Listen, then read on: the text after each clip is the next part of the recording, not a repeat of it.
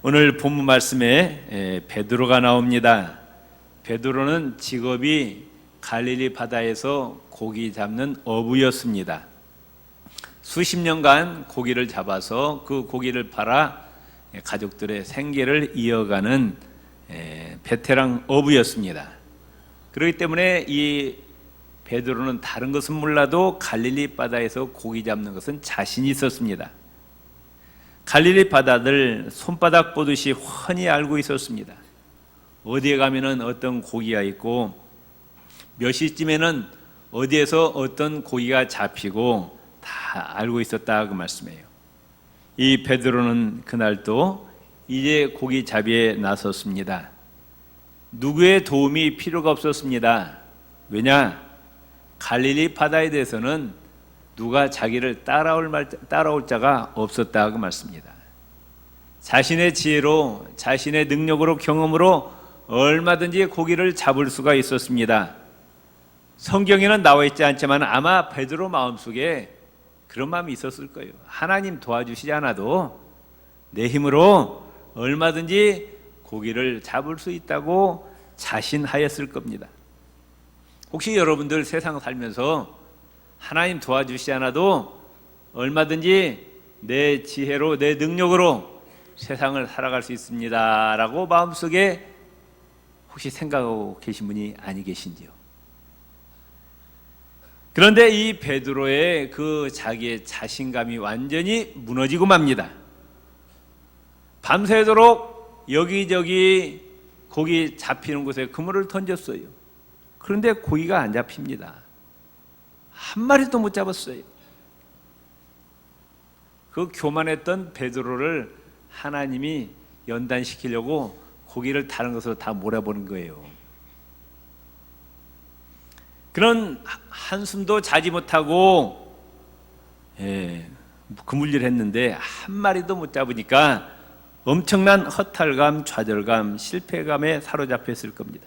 다른 것은 몰라도 내가 갈릴리 바다에서 고기 잡는 것은 정말 자신 있는데 자존심이 무척 상했을 것이고 또 당황이 되었을 겁니다. 왜? 그 고기를 잡아서 팔아야 돈을 마련해서 가족들의 생계를 유지할 수가 있는데 이거 큰일 났다고 말씀해요. 그런데 또 고기를 안 잡을 수 없잖아요. 또 다음에 고기를 잡기 위해서 이제 다시 그물을 싣고 있습니다.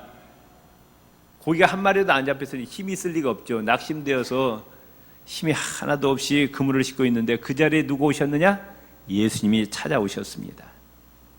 그러면서 예수님께서 말씀하시기를 다시 한번 그물을 던지라. 저 깊은 데 가서 그물을 던지라 그랬습니다.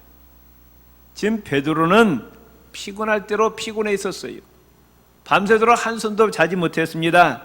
빨리 그물을 싣고 집에 가서 자야 된다고 말씀해요. 그런데 예수님이 나타나셔서 저 그물을 다시 던지라고 하니까 베드로는 이게 귀찮은 거예요. 베드로 성격으로 봐서 화를 내든지 아니면은 예수님의 말씀에 거절할 수도 있었습니다. 그리고 일반적인 상식과 경험으로는 이 예수님 말씀에 순종할 수가 없는 거예요. 왜냐? 시간적으로 이제 해가 뜨면 고기가 안 잡힙니다. 아침이 되었어요. 고기를 잡을 시간이 아닙니다. 또 해가 뜨면 고기가 얕은 데로 나오지 깊은 데는 있지 않습니다. 장소적으로 고기를 잡을 수 없는 깊은 곳이었어요. 그리고 그물을 싣는 것이 굉장히 힘듭니다. 많은 노력이 필요합니다. 만일에 그물을 던졌다가 안 잡히면 어떻게 해요? 노력의 손해입니다. 직업적으로 보면은 누가 더 베테랑입니까? 베드로는 갈릴리 바다의 어부고 예수님은 직업이 뭐예요? 목수잖아요. 목수. 순종할 수가 없어요. 그런데 이 베드로는 불순종할 수밖에 없는 조건들을 극복하고 예수님 말씀에 순종합니다. 이렇게 예수님께 대답합니다. 선생님, 우리가 밤이 새도록 그물을 던져 고기를 잡았지 한 마리도 잡지 못했어요. 그런데 예수님이 이제 설교 말씀을 듣고 은혜를 받은 거예요. 주님의 말씀이 너무 은혜롭고 놀랍기 때문에 말씀에 따릅시다. 말씀에 의지하여 순종하겠나이다. 라고 다시 가서 깊은데 그물을 던졌더니 5절 같이 읽읍시다. 시몬이 대답하여 이르되 선생님 우리들이 밤이 새도록 수고하였으되 잡은 것이 없지만은 말씀에 의지하여 내가 그물을 내리라 하고 6절 그렇게 하니 고기를 잡은 것이 심히 많아 그물이 찢어지는지. 고기가 얼마나 많이 잡혔든지 그물이 찢어질게 되었다. 그래서 7절에 보면은 하반절에 그들이 와서 2배 채움에 잠기게 되었더라. 한 배 가지고 모자라서 2배에다가 고기를 얹었는데 너무 많이 잡혀갖고 그 배가 가라앉을 정도로 고기를 잡혔다. 대실패자가 대성공자가 되었습니다. 혹시 인생을 살면서 베드로처럼 내 하나님 도움을 의지하지 않고 내 힘으로 내 능력으로 내 지혜만 내 수단만 의지하다가 실패하신 분이 아니 계신지요? 좌절과 낙심 가운데 처한 분이 아니 계신지요? 그래서 인생길이 답답하고 괴로운 분이 아니 계신지요? 오늘 이 말씀을 통해서 우리가 베드로처럼 여러분의 인생에 놀라운 하나님의 역사가 일어나시기를 바랍니다. 하나님의 기적이 일어나시기를 바랍니다. 여러분의 운명이 바꿔지는 역사가 일어나시기를 바랍니다. 축복의 역사, 소망의 역사가 일어나시기를 바랍니다. 철저한 실패자가 대성공자가 되었습니다. 슬픔과 낙심과 절망 가운데 처한 베드로가 기쁨과 소망이 넘치게 되었습니다. 왜? 누구 때문에? 예수님 때문에. 아멘. 아멘. 예수님은 우리의 인생이 행복하기를 원하십니다. 우리 인생이 성공하기를 원하십니다. 우리의 인생이 형통하기를 원하십니다. 믿습니까? 요한복음 10장 10절에 보면은 마귀는 우리를 죽이고 도적질하고 멸망시키러 왔지만은 예수님은 우리에게 영생을 주시고 우리의 삶을 풍성케 하기 위해서 오셨다 말씀하셨어요. 이 축복 임하시기를 바랍니다. 옆 사람이 답에 영생을 얻으시고 육신의 삶도 축복받으시기를 바랍니다. 아멘. 예수님은 우리의 인생이 성공하기를 원하시고 형통하기를 원하신다. 왜 베드로가 철저하게 실패했는데 대성공적으로 바뀌었느냐? 아까 배에는 누구만 있었어요? 베드로만 있었어요. 그런데 이번 배에는 그 배에 누가 계셨어요? 예수님이 계셨다 그 말씀이에요. 3절에 보면은 예수께서 한 배에 오르시니 그 배는 누구의 배라? 시몬의 배. 시몬의 배에 예수님이 타셨다 그 말씀이에요. 이게 키입니다. 여러분의 인생 항로에 이 여러분이 타고 있는 배에 누구를 모셔야 된다? 예수님을 모시기를 바랍니다. 아멘. 예수님을 내 인생의 동행자로 동업자로 함께 동행하시기를 바랍니다.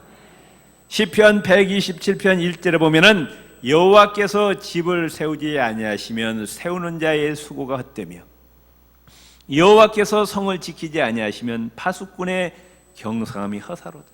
다시 말하면은 우리가 하는 모든 인생에 하나님이 개입하셔서 하나님께서 도와주시고 하나님이 허락하셔야 우리의 인생이 성공함을 믿으시기를 바랍니다. 사무엘상 2장 6절 7절 보면 하나님은 살리기도 하고 죽이기도 하고 높이기도 하고 낮추기도 하고 또 부자로 만들고 가난하게 만들고 성공자로 만들고 실패자로 만들고 우리의 앞길을 열어주시기도 하고 우리 앞길을 막기도 하신다 그 말씀이에요. 아멘. 믿습니까? 네. 옆 사람입니다. 하나님의 도우심을 받으시길 바랍니다. 우리의 인생에 우리의 가정에 우리의 직장과 사업장에 누가 계셔야 되느냐? 부활 승천하시고 성령님으로 함께 계시는 예수님을 꼭 모시기를 바랍니다. 그게 바로 인생 성공의 비결이라는 말씀이에요. 누가복음 2장 41절 51절에 보면은 요셉과 마리아가 이제 절기를 맞이해서 예루살렘에 올라갔다가 집으로 돌아오는데 옆에 보니까 누구를 잃어버렸어요? 예수님을 잃어버렸어요. 왜? 너무 바빠가지고 이것저것 복잡하니까 다른 데 신경 쓰다가 예수님을 잃어버렸습니다. 마찬가지로 여러분도 하루의 삶 가운데서 인생살이에서 너무 분주해서 너무 돈 벌기 바빠서 또 인생살이가 복잡해가지고 다른 데 신경 쓰다가 혹시 예수님을 잃어버리지는 않으셨는지요? 우리는 절대로 예수님을 잃어버리지 마시기 바랍니다. 아멘. 옆 사람입니다. 아무리 바빠도 예수님을 잃어버리면 안 됩니다. 아멘. 항상 마음 가운데 하나님, 예수님, 성령님을 모시기를 바랍니다. 그게 성공의 비결이라 그 말씀이에요. 예수님이 계신 곳에는 기적이 일어납니다. 예수님이 태어나신 마국간, 동물들의 오물 냄새가 진동하는 그 마국간이에요. 그런데 예수님이 계시니까 그 마국간에 뭐가 들어오느냐? 황금이 들어오고요, 유황이 들어오고요, 모략이 들어옵니다. 요한복음 2장에 보면 가나의 혼인잔치에 잔치가 벌어졌는데 제일 중요한 포도주가 떨어졌어요. 큰일 났어요. 당장 어디서 포도주를 만들 수도 없고, 이게 낭패라고 말씀해요. 근데 다행히 그 자리에 누가 계셨어요? 예수님이 계셨어요. 그러자 예수님은 물로 포도주를 만드셔서 그 혼인잔치가 성공적으로 끝났다고 성경은 말씀하고 있습니다. 갈릴리 바다에 제자들이 배를 타고 가는데 갑자기 풍랑이 일어납니다. 배가 뒤집히게 생겼어요. 물이 배로 다 들어옵니다. 꼼짝없이 죽게 생겼어요. 그런데 그 자리에 누가 계셨어요? 그 배 안에 예수님이 계셨다. 예수님이 바다야, 풍랑아, 바람아, 잠자느라 한마디 하시니까 잠잠해졌습니다. 아멘. 여러분의 인생에 성공과 실패는 단 한 가지입니다. 내 인생길에 예수님을 모셨느냐, 예수님을 모시지 않고 내 힘으로, 내 능력으로 세상을 살아가려고 하느냐 그 말씀이에요. 정말 우리는 내 인생배에 예수님을 꼭 모시기를 바랍니다. 예수 그리스도와 동행하고 예수님과 동업하면은 대역사가 일어나고 여러분의 인생이 대성공을 거두게 됨을 믿으시기를 바랍니다. 오늘 말씀은요, 구원에 대한 문제가 아니에요. 지금 오늘 말씀은 완전히 사업적인 얘기입니다. 여기 보면은 예수 믿고 구원받으라는 얘기가 있어요, 없어요?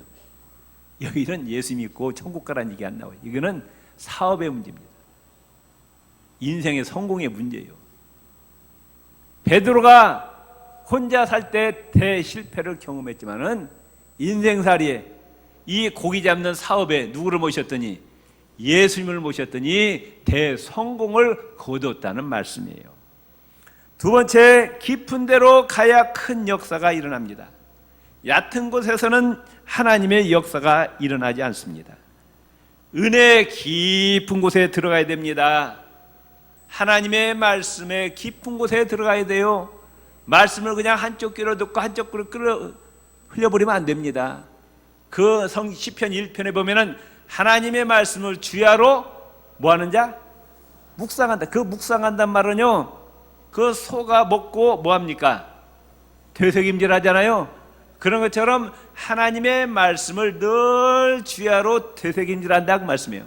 말씀을 또 듣고 묵상하고 그 말씀을 마음에 새기고 그 말씀대로 지켜 행하는 말씀의 깊은 곳에 들어가시기를 바랍니다. 옆 사람의 말씀에 깊은 경지에 들어갑시다. 기도도 마찬가지입니다. 기도의 깊은 경지에 들어가야 돼요. 교회 마당만 받고 다니지 마시고 영적으로 깊은 곳에 들어가세요. 아멘.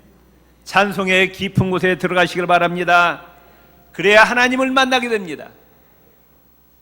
하나님과 나만이 만나는 깊은 영적인 교제 시간이 필요합니다. 그리고 하나님께서는 때로는 우리에게 고난과 시련을 주십니다. 여러분, 만사 형통할 때, 돈 잘 벌릴 때, 출세의 가도를 달릴 때 여러분 기도해야 안 해요? 기도 안 하죠?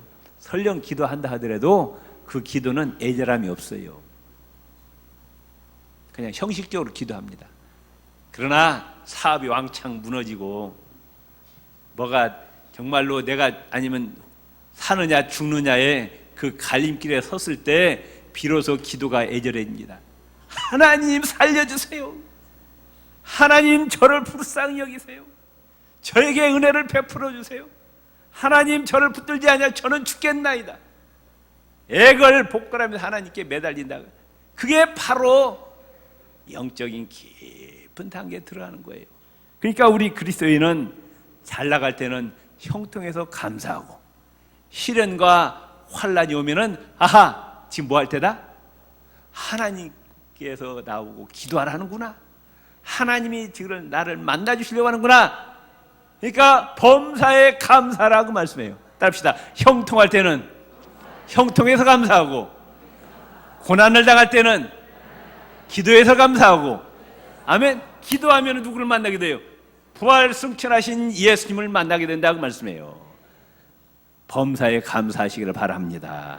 아멘. 성경에 보세요. 시련과 환란을 통하지 않고 하나님께 축복받고 하나님께 쓰임받는 인물은 단 한 사람도 없어요. 태어나서부터 죽을 때까지 만사 형통했다? 그런 사람이 있어요, 없어요? 성경에는 한 사람도 없어요. 또 지금 여러분 가운데도 만사 형통한 한 사람도 없어요. 다 시련이 있고 고난이 있습니다. 아멘. 아브라함 보세요. 75세 때 그 정든 고향을 떠나는 고난을 당합니다. 100살 때 아들 하나 주었어요. 그 하나님이 어느 날 나타나셔서 하시는 말씀이 100세 난 이삭을 갖다가 칼로 목을 베래요. 손과 발을 다 잘라래요. 배를 갈라래요. 창자를 꺼내고 나무에다 놓고 불을 태워갖고 재가 되도록 태워서 죽이라는 거예요. 이게 무슨 청천벽력 같은 말씀이에요. 그런데 아브라함은 순종했어요. 고난입니다. 그런데 믿음으로 순종했더니 하나님이 엄청난 복을 아브라함에게 주십니다. 요셉도 마찬가지입니다. 아무런 잘못도 없는데 애굽으로 팔려갑니다. 보디발 집에 종살이했어요. 거기서 성실했는데 또 억울한 누명을 쓰고 감옥으로 갑니다. 되는 일이 없어요. 되는 일이 없어요. 밑바닥으로 내려갑니다. 그래도 하나님을 붙잡았어요. 실망하지 아니했어요. 그랬더니 하나님께서 하루아침에 애굽의 국무총리로 세워주시더라, 그 말씀이에요. 다니엘 어디로 들어갔어요? 다니엘은 사자굴 속에 들어갑니다. 사드락, 메삭, 아벳노고는 풀 속에 들어갑니다. 그래도 죽으면 죽으리라 생각하고 하나님 부에 잡았어요. 그랬더니 하나님이 살려주시고 애굽의 바빌론의 국무총리로 세워주시더라, 그 말씀. 욥도 마찬가지입니다. 10명의 자녀가 하루아침에 죽었습니다. 그 많은 재산이 잿더미가 되었습니다. 머리끝에서 발끝까지 온몸에 악창이 납니다. 정말 웬만한 사람 같으면 그러니까 욥의 부인이 뭐라고 합니까? 차라리 하나님을 저주하고 죽으라고 합니다. 그래도 욥은 입술로 하나님을 원망하지 아니하고 주신 자도 여호와시오 취하신 자도 여호와시라 하면서 믿음을 끝까지 붙잡고 순종했더니 하나님께서 이 욥에게 갑절의 복을 내려 주셨습니다. 다윗도 마찬가지입니다. 사울왕으로부터 10년 동안 죽을 고비를 수없이 넘겼어요. 그 고난을 통과했기 때문에 하나님께서 이 다윗을 이스라엘의 최고의 왕으로 세우시고 예수 그리스도의 조상이 되게 하셨다. 아멘. 그러니까 우리 그리스도인은 고난받을 때, 환난이 올 때 낙심하지 말고 누구를 붙들어야 된다? 예수님을 붙드시기를 바랍니다. 그 길만이 살 길입니다. 아멘. 예수님 앞에 부르짖어 기도하시기를 바랍니다. 아멘. 세 번째로 말씀을 순종하고 의지하는 곳에 큰 역사가 일합니다. 기독교는 말씀의 종교입니다. 하나님 자체가 말씀이에요. 요한복음 1장 1절에 보면 태초에 뭐가 계시니라? 말씀이 계시니라. 하나님 자신이 말씀입니다. 또 창세기 1장 1장에 보면 하나님이 뭘로 천지를 창조하셨어요? 말씀으로 천지를 창조하십니다. 하나님은 말씀을 통해서 역사하십니다. 이 하나님의 말씀에 순종할 때 하나님의 대역사가 일어나게 됨을 믿으시기를 바랍니다. 하나님의 말씀은 계산의 대상이 아니에요. 우리는 하나님 말씀을 듣거나 읽을 때 얼른 머릿속에 계산해요. 이 말씀에 순종하는 것이 나에게 이익이 될까 손해가 될까 머리는 좋아가지고요 계산을 참 잘해. 그래서 이거 얼른 수학적으로 계산해서 이게 마이너스가 되겠다면 순종 안 합니다. 순종한다 하더라도 적당히 순종해요. 하나님 말씀을 판단하는 거예요. 이 말씀이 나에게 이익이 될까 손해가 될까 판단하고 내가 이익이 되는 말씀만 순종한다 그 말씀이에요. 하나님은 연구의 대상이 아닙니다. 따릅시다. 하나님의 말씀은 무조건 순종의 대상입니다. 아멘? 믿습니까? 하나님의 말씀을 판단하지 마세요. 그냥 하라면 하는 거예요. 하지 말라면 안 하고. 아멘? 어제 그 강사 목사님 그랬잖아요. 신학교 가기 전에 집사했을 때 되는 것이 없어갖고 이제 예수 믿은 지 5년 되었는데 돈이 아까워갖고 11절을 못했는데 이제 집이 망해가니까 이래도 망하고 저래도 망하니까 에라 11절 하고 망하자고 그래가지고 계산 5년 동안 11절 안 낸 거 다 계산했다잖아요. 그래가지고 돈이 없으니까 농협 가서 대출을 받아가지고 헌금했더니 그 전도사님이 놀래갖고 어디서 났냐고.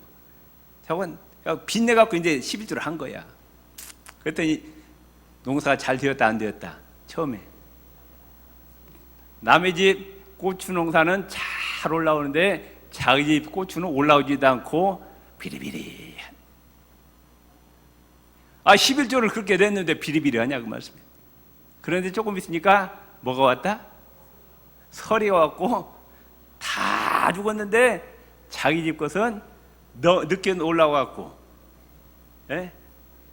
서리도 견뎌내고 그래가지고 고추 농사에서 빚을 다 갚아버리고 부자가 되었다고 하잖아요. 아멘. 말씀에 순종해야 하나님의 역사가 일어난다 그 말씀이에요. 믿습니까? 또 네 번째, 회개하는 곳에 하나님의 역사가 일어납니다. 이 놀라운 광경을 보고 자기 앞에 서 있는 예수님이 하나님이심을 깨닫게 됩니다. 비로소 자기가 죄인임을 깨닫게 되는 거예요. 주여 나를 떠나소서, 나는 주인으로소이다. 베드로 자신이 누군가를 알았어요. 자기가 죄인임을 깨닫게 됩니다. 하나님의 모든 역사는 회개에서부터 시작이 됩니다. 예수님이 공생에 들어갈 때 세례 요한이 첫 선포가 뭐예요? 회개하라, 천국이 가까웠느니라. 천국에 들어가기 위한 첫 조건이 뭐냐? 회개하고 하나님 앞으로 돌아와서 죄 용서 받아야 천국에 들어간다는 겁니다. 회개해야 죄를 용서해 주시고 은혜를 주시고 축복해 주시고 회복시켜 주시고 능력을 주시고 건강과 물질의 복을 주시고 형통과 승리의 복을 내려주심을 믿으시기를 바랍니다. 죄를 회개하고 하나님과 좋은 관계를 맺을 때 하나님이 우리에게 승리와 형통의 인생을 주신다. 마지막으로 이 사명을 받습니다. 예수님부터 사명을 받아요. 너는 이제 고기 잡는 일 그만하고 이제 사람에게 복음을 전해서 그 영혼을 살리라. 마귀의 종되었던 자를 하나님의 자녀가 되게 하라. 아멘. 그러니까 사명을 받아요. 저와 여러분도 사명자이심을 믿으시기를 바랍니다. 아멘. 우리가 왜 사느냐? 출세하고 돈 벌고 잘 먹고 잘 살기 위해 사는 것이 아니에요. 우리는 사명 감당을 위해서 삶을 믿으시기를 바랍니다. 우리의 돈을 어디에다 써야 되느냐? 우리의 시간을 어디에다 써야 되느냐? 생명 구원하는 일에, 영혼 구원하는 일에, 하나님 나라 건설에 사용하시기를 바랍니다. 그럴 때 하나님께서 복을 내려 주셔요. 그런데 예수님이 네 배를 버리고 그물을 버리라는 거예요. 지금 못 먹고 사는 거예요. 베드로는 배와 그물이 없으면 굶어 죽어요. 그런데 그걸 버리고 나를 따르라는 겁니다. 11절 말씀 같이 읽읍시다. 그들이 베드로를 육지에 대고 모든 것을 버려두고 예수를 따르니라. 아멘. 결단. 예수님 명령에 결단하는 거예요. 미루지도 않았어요. 연기하지도 않았어요. 예수님 하룻밤만 기다려주세요. 집에 가서 가족들과 상의하고 오겠습니다. 하지도 않았어요. 그 자리에서 결단합니다. 우유부단한 자는 하나님이 쓰시지 않습니다. 끊을 것은 끊을 줄 알아야 됩니다. 죄악을 자를 줄 알아야 돼요. 죄의 눈이 범죄하면 눈을 뽑아버리래요. 손이 범죄하면 손을 잘라버리래요. 다리가 범죄하면 다리를 잘라버리라고 했어요. 결단을. 너희는 하나님의 자녀가 되었기 때문에 너희는 세상의 빛과 소금이라. 너희는 죄악에 물들면 안 된다는 거예요. 아멘. 적당히 하지 마세요. 한쪽은 세상에, 한쪽은 하나님이 적당히 하죠. 일이 적당히 구렁이 담 넘어듯이. 세상이 아무리 다 죄악의 길로 간다 할지라도 우리 그리스도인은 죄악과 단호히 끊으시기를 바랍니다. 하나님 말씀대로 사시기를 바랍니다. 그럴 때 하나님께서 놀라운 축복을 내려 주실 줄로 믿습니다. 베드로는 우리보다 못한 사람이었어요. 배운 것도 없습니다. 갈릴리 저기 시골의 촌사람이었습니다. 그런데 예수님을 만나서 그는 위대한 기적의 주인공이 되었습니다. 오늘 이 기독교 2000년 역사에서 베드로가 정말 찬란한 빛을 발하고 있습니다. 왜? 누구를 모셨기 때문에? 예수님을 모셨기 때문에. 그 예수님 말씀에 절대 순종했기 때문에, 말씀을 붙들었기 때문입니다. 회개하고 사명받고 사명을 위해서 결단했기 때문에 하나님께서 이런 놀라운 축복을 주셨는데, 우리 구일교회 성도 여러분, 베드로보다 더 위대하게 훌륭하게 축복받는 역사가 일어나시기를 주의 이름으로 축원을 드립니다.